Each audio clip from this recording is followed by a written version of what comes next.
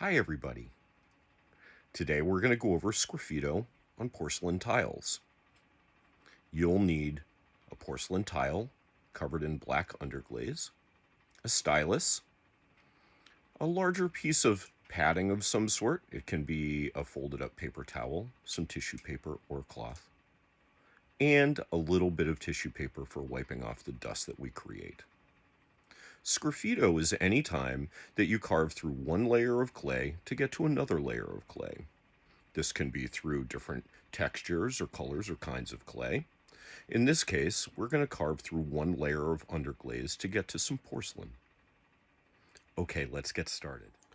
Okay, here we are at the art table, and I have my tools and materials ready. I have my hexagonal clay tile. I have a little piece of tissue paper for dusting it off. I have my stylus with a pointy sharp end and a blunt, less sharp end made of wood. I have a pad to go under my tile. Earlier, I made this. I decided to draw my favorite place. And my favorite place was being in a boat on the water fishing. As I started to draw this, I realized that I was drawing a time that I remembered fishing with my grandfather, fishing for codfish. And so that's what I drew.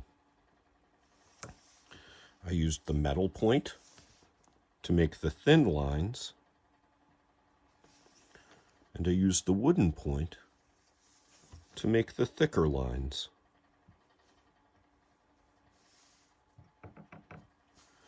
I also used this point to make this white.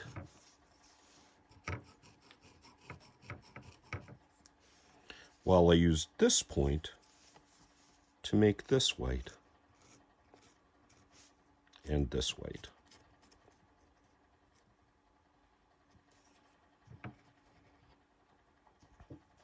On this tile, the first thing I need to do is decide, am I going to use it like this or orient it like that? I think I'll orient it like this.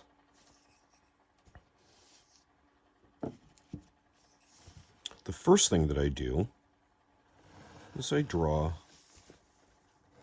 a line around the edge of my tile. I think of this like the frame on a picture. This tells me where to stop my drawing. It also lets the person looking at my drawing know what my main point is. I'm not going to worry about this dust.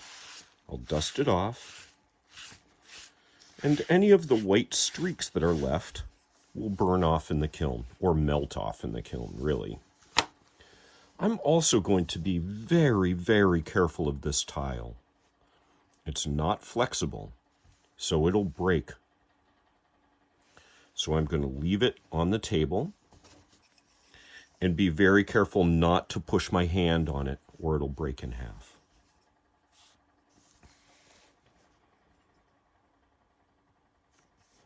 I like being in the woods right now, so I'm going to draw that. That's going to be my favorite place.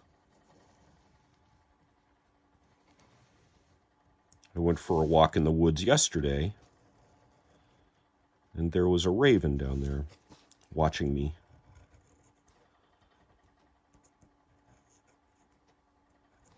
So that's what I'm going to draw.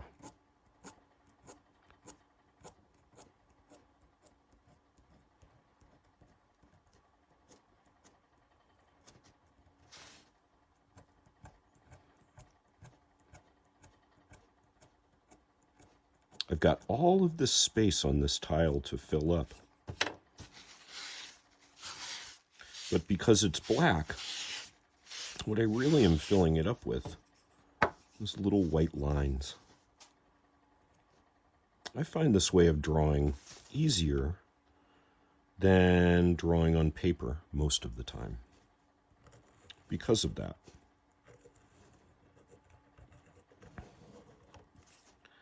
I like that the black is black straight off the bat, where if I had to make it out of pencil, it would take some work to get that black. I also like the way that the stylus cuts through the clay. It slows my hand down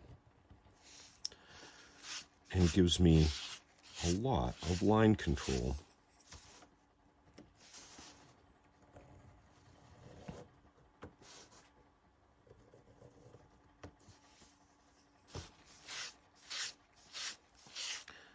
As this raven is the main point of my drawing,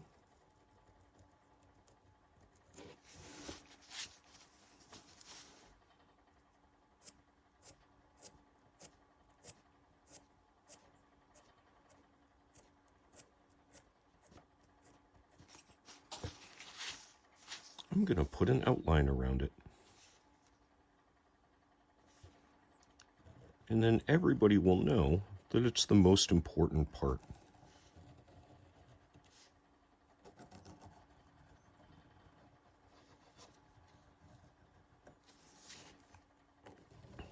Lines in every language, in every culture, in every place. Lines mean something on one side is going to be different than something on the other. That's why we have a line down the middle of the road. That's why we draw lines around things we want to remember. And so I'm going to use that to say that what's inside this line is different from what's behind it.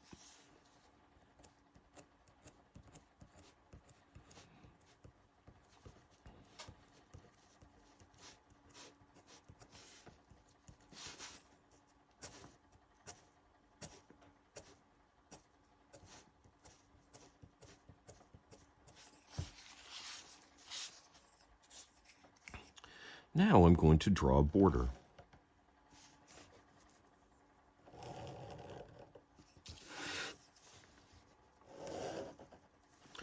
Notice how I'm using my hand as a tool. I take my finger and I let it ride along this edge, and then I move the stylus down to be there, and I freeze my hand like that. So whenever I put it down, it will be right in that same place. Then I run this part of my finger along the edge of the tile to make a straight line.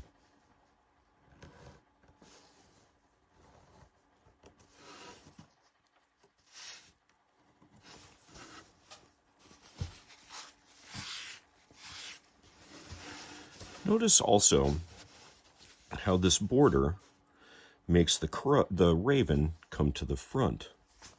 And now anything that I put behind will be behind that border. It creates depth. It makes it easy to understand.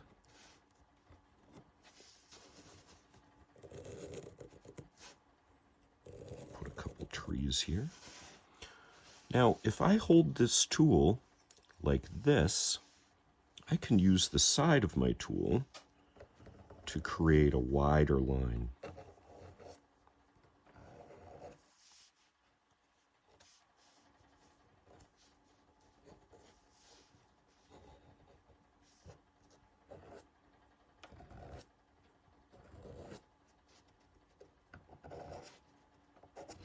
In this case, I'll use that wider line to put a bark pattern on some trees. This is supposed to be the woods after all.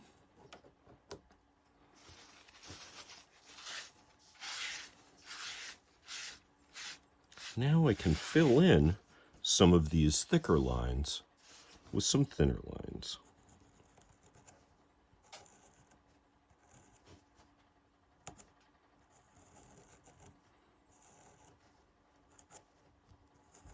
These seem like maple trees to me,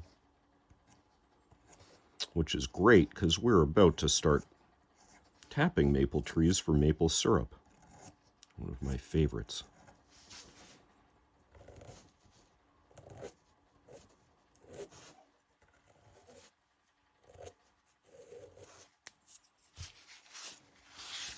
I can also put in another border line, and I'm going to do that now so that I can show things even behind these trees.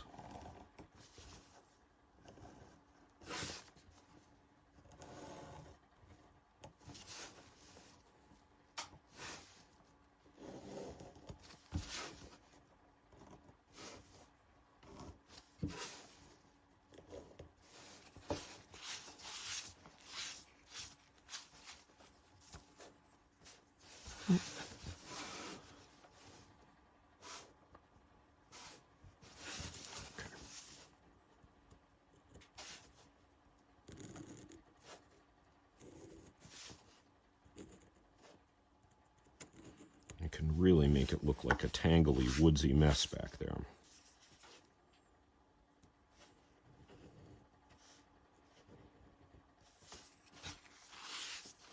And now I'm going to finish this drawing. I'll put in my border.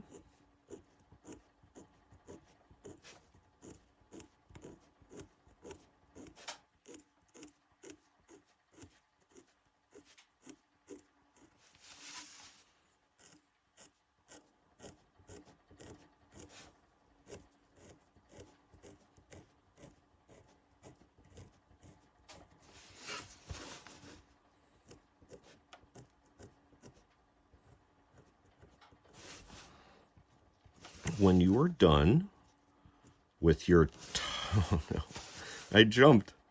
When you are done with your tiles and with your cups, if you have them, those will be collected and you can get them back to me. And then I'll get them back and I'll fire them and then we'll get them back to you. And then you'll be able to keep them. So remember to do both tiles and hold them until you've also done both cups. And then we'll figure out how to get those back. The thing I like about porcelain is it lasts forever. So the ideas that I put on here, the things that I see outside, the way that I see them, the way that I draw them, in a way, the way that I talk, using art, will be around for a long time, thousands of years. I like that. It's really what sets this apart from any other kind of artwork.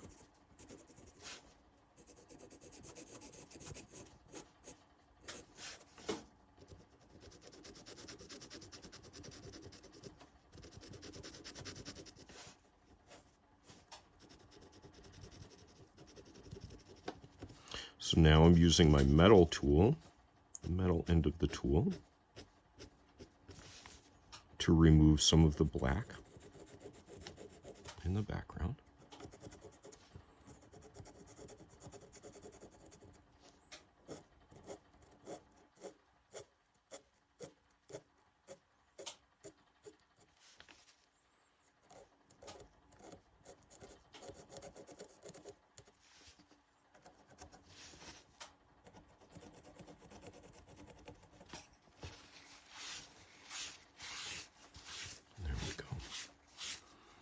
Last thing I'm going to do is I'm going to use the wooden end to make some wider lines.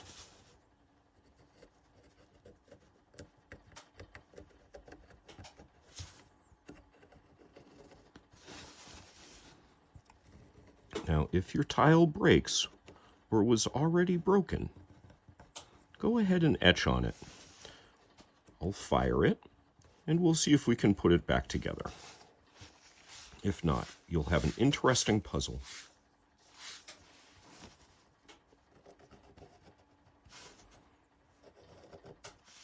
The last thing that I need to remember to do, and this is very important for everybody, is I need to remember to sign my piece. I'm going to sign mine on the back.